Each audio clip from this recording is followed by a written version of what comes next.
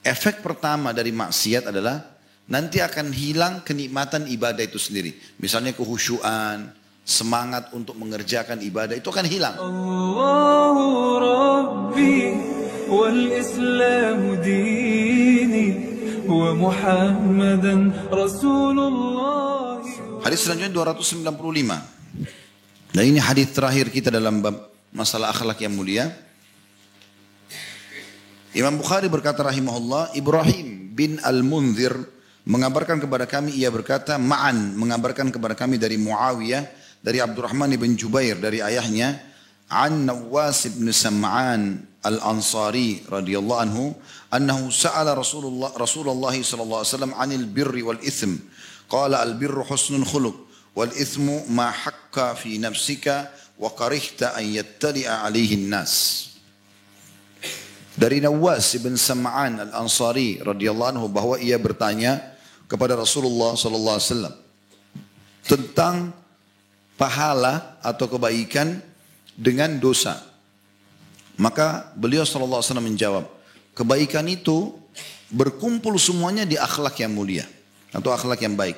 Dan dosa, kau bisa tahu itu perbuatan dosa atau bukan, adalah apa yang menyesakkan dalam jiwamu dan engkau tidak suka jika orang lain mengetahuinya.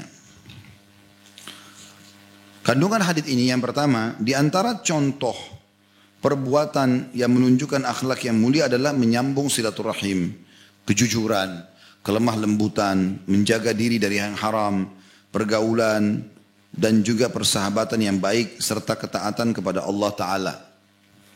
Ini contoh-contoh akhlak yang mulia tentunya. Yang kedua, akhlak yang mulia akan mewariskan ketenangan dalam hati, jiwa yang lapang, serta timbulnya rasa malu terhadap manusia atas maksiat yang dilakukannya. Dan yang terakhir, yang ketiga adalah termasuk dosa jika dalam hati seseorang timbul keraguan-raguan terhadap sesuatu atau ia membayangkan bahwa hal tersebut merupakan dosa, kesalahan, atau jika ia melakukannya maka ia benci jika orang lain mengetahuinya. Sebelum saya jauh menjelaskan, khusus bab bakhil 139 sudah kita paparkan ya. Jadi itu dilewati nanti di pertemuan-pertemuan akan datang, kita akan mulai di bab atau pasal 140. Masih ingat itu hari ya? Kita sudah sempat hubungkan itu dengan yang sebelumnya, karena ini bakhil sudah kita bahas sebenarnya. Semoga Allah selamatkan kita dari sifat itu. Baik, kita paparkan dan ambil hikmah-hikmah daripada hadis yang mulia ini. Potongan pertama adalah sahabat ini Nawas radhiyallahu anhu adalah orang yang sangat mulia dan dia bertanya pertanyaan yang sangat jeli.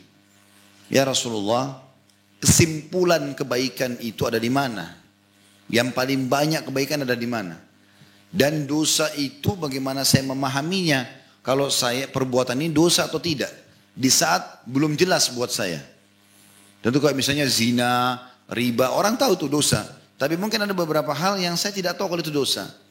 Boleh nggak sih gitu loh? Bagaimana saya memahami kalau ini perbuatan salah atau tidak? Tanpa saya mengetahui hukumnya gitu. Maka Nawas ini bertanya pertanyaan yang sangat jeli.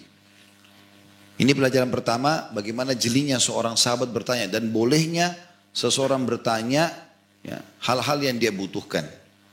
Itu ada adab-adab dalam bertanya ya. Dia bertanya ya, hal-hal yang dibutuhkan dan yang dia butuhkan dari sisi agamanya ya. Kalau kita bicara masalah lingkup agama, tentu dia boleh bertanya apa saja. Yang penting selama pertanyaan itu positif saja, baik, tidak ada pelanggaran agama. Dia bertanya berhubungan dengan masalah agamanya kalau dia tidak faham. Karena ini semua akan ditanya oleh Allah SWT pada hari kiamat. Kemudian dia bertanya dengan tidak sengaja untuk atau bukan sengaja untuk menguji, mengetes ya. Memang dia mau bertanya karena kebutuhan dia. Dia tidak perlu, dia tidak tanya gitu. Kemudian juga bertanya bukan untuk menyudutkan orang yang akan ditanya. Gitu kan. Sengaja mau menjatuhkan dia. Saya mau tes dia faham gak sih? Gitu. Ini juga tidak boleh tentunya ya. Ini adab-adab dalam bertanya. Dan pertanyaan ini kalau memang kita ikhlas karenanya, memang karena Allah ingin mencari pahala, maka pertanyaan itu justru menjadi ajang pahala. Misal di majelis begini ada yang bertanya, tulis kertas memang dia belum faham. Dia nanya nih, dia ikhlas karena ingin faham buat dirinya sebenarnya. Lalu orang lain dengar, orang lain pun jadi faham dan mengamalkan, maka dia akan panen pahalanya. Tapi di saat memang dia ikhlas untuk itu. Pelajaran yang kedua adalah jawaban Nabi SAW. Kebaikan itu terkumpul semua di akhlak yang mulia. Artinya kapan kau coba mengerjakan rangkaian-rangkaian akhlak yang mulia, jujur, amanah, tanggung jawab, bakti sama orang tua, dermawan, semua itu, maka berkumpul padamu semua kebaikan. Dan itu tentu tidak dilakukan kecuali orang-orang yang sudah tersentuh secara keimanan ya. Karena orang kalau mengerjakan kebaikan itu, memang dasarnya ada potensi iman dalam hatinya yang akhirnya membuat dia melakukannya. Apalagi kalau dia melakukan perbuatan tersebut karena mengejar dengan ikhlas apa yang Allah janjikan, itu puncak ibadah. Dia bersedekah karena dia ingin mendapatkan ridho Allah, dia ingin menambahkan rezekinya dia, dan seterusnya. Ini apa yang sudah disyariatkan dalam agama, maka itu berpahala sendiri. Kemudian yang perlu kita titik beratkan bagian yang ketiga dari hadis ini adalah, dan dosa adalah yang menyesakkan dalam jiwamu, dan engkau tidak suka jika orang lain mengetahuinya. Tentu sekali lagi kalau seandainya zina, riba, dosa-dosa besar, orang tidak sholat, orang umumnya tahu itu, gitu kan. Tapi kalau ada dosa yang kita tidak tahu nih, dosa nggak sih gitu. Bagaimana cara kita mengetahuinya? Maka Nabi berikan kata kunci. Selalu kau merasa ketakutan dan tidak nyaman dengan perbuatan itu. Kemudian juga kau tidak ingin orang lain mengetahuinya. Subhanallah, misal contoh, ada orang tonton cuplikan tidak benar di HP-nya misal. Walaupun dia sendiri, muncul ketakutan nggak? Ketakutan, dia nggak mau, takut kalau ada orang lewat langsung ditutup sama dia. Kenapa dia takut? Kalau memang itu sesuatu yang baik.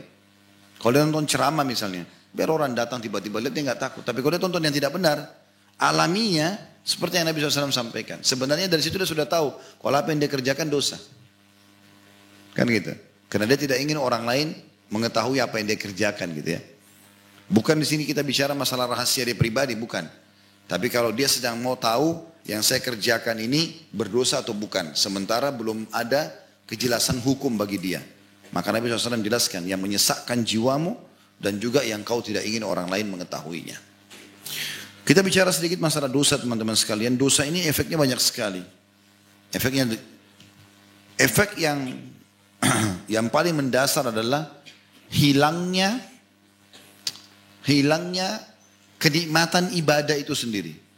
Efek pertama dari maksiat adalah nanti akan hilang kenikmatan ibadah itu sendiri. Misalnya kehusyuan, semangat untuk mengerjakan ibadah itu akan hilang. Itu efek pertama. Jadi tadinya Bapak Ibu rutin subuh langsung sholat, sekarang malah kebablasan lewat. Yang tadinya Bapak Ibu suka sekali sedekah, tiba-tiba jadi malas melakukannya. Itu ada efek dari dosa. Makanya Abdullah bin Umar berkata, radhiyallahu anhu, aku pernah melakukan dosa kecil, tapi sudah cukup Allah haramkan aku untuk sholat subuh berjamaah di masjid sebulan. Diangkat itu, efek dosa itu akan datang. Ada kajian bedah buku, 2 buku yang kami bedah, berhubungan dengan masalah khusus tazkiyatun nafs, pensucian jiwa, yang berhubungan dengan masalah efek-efek maksiat.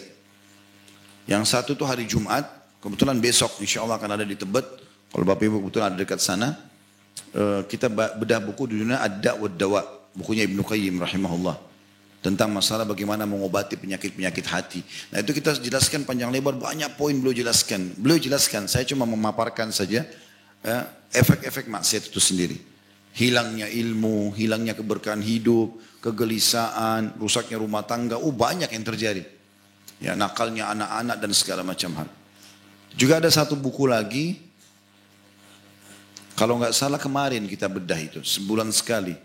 Judulnya Kiat-Kiat Hijrah. Nah di antara yang ditekankan oleh penulis itu adalah jadikan dosamu itu besar atau anggap dosamu besar, dan tidak bolehnya seseorang itu menganggap dosanya kecil. Karena ada hadits Nabi SAW yang berbunyi, hati-hati kalian dengan dosa-dosa yang dianggap remeh, kan cuma dosa kecil, gitu kan? Karena perumpamaan itu seperti satu kaum yang turun di sebuah lembah, lalu mereka mau masak, mereka ingin membuat makanan, maka mereka butuh ranting-ranting yang dikumpulkan supaya bisa menjadi api, gitu kan? Potongan-potongan kayu. Maka setiap anggota tadi, orang-orang itu keluar, nyebar nyari ranting-ranting. Masing-masing yang ini membawa satu ranting, ini bawa satu ranting, ini bawa 2 ranting. Kecil-kecil, tapi akhirnya karena disatukan menjadi sebuah alat bakar yang besar dan menjadi api yang besar. Kata Nabi SAW, begitulah perumpamaan dosa-dosa kecil. Hari ini dilakukan 1 kali, besok sekali, lusa sekali, nanti lama-lama jadi besar dia. Dan akhirnya bisa membakar. Seperti itu gambarannya. Jadi kita memang dari awal harus menutup pintu-pintu itu. Maksiat itu tentu semaksimal mungkin ya. Manusia tidak bisa luput dari kesalahan. Tapi kita coba maksimal mungkin. Dan Allah berikan taufiknya. Yang penting Bapak Ibu mau dulu. Lakukan, tinggalkan itu. Haram, agama haram. Sudah saya nggak mau tahu. Mau orang goda enggak? Saya nggak mau lakukan. Sudah ini haram, nggak boleh. Kita komitmen dengan itu. Jadi kan godaannya memang besar, tapi kita berusaha untuk meninggalkannya.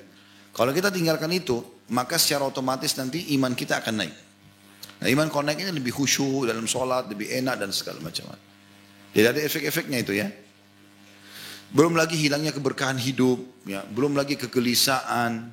Jadi orang subhanallah yang mabuk-mabukan semalaman di diskotik, bangun pagi, walaupun tidurnya lama, walaupun dia semalam merasa gembira, nyanyi-nyanyi segala macam, bangun pagi sumpek, walaupun orang kafir. Yang mereka dasarnya menganggap itu halal dalam agama mereka. Nggak ada orang ngindap dengan kemaksiatan lalu hidupnya tenang, besoknya nggak ada. Bahkan sebaliknya kata Nabi SAW, kalau manusia tidur diikat oleh 3 ikatan oleh syaitan. Kalau dia bangun, dia berzikir kepada Allah, baca zikir bangun tidur, dilepas 1 ikatan. Kalau dia wudu, terlepas ikatan kedua. Kalau dia sholat, terlepas ikatan ketiga. Dan kau akan temui orang itu paling bahagia pada hari itu. Kata kunci kebahagiaan di situ. Kita biar tidur cuma 2 jam, 3 jam teman-teman. Berapa kali saya praktekin itu subhanallah. Cuma 2-3 jam tidur kadang-kadang malam. Karena adanya aktivitas yang harus saya selesaikan misalnya. Nggak bisa. Pagi habis subuh sudah harus ke masjid dan habis itu ada persiapan pengajian lagi.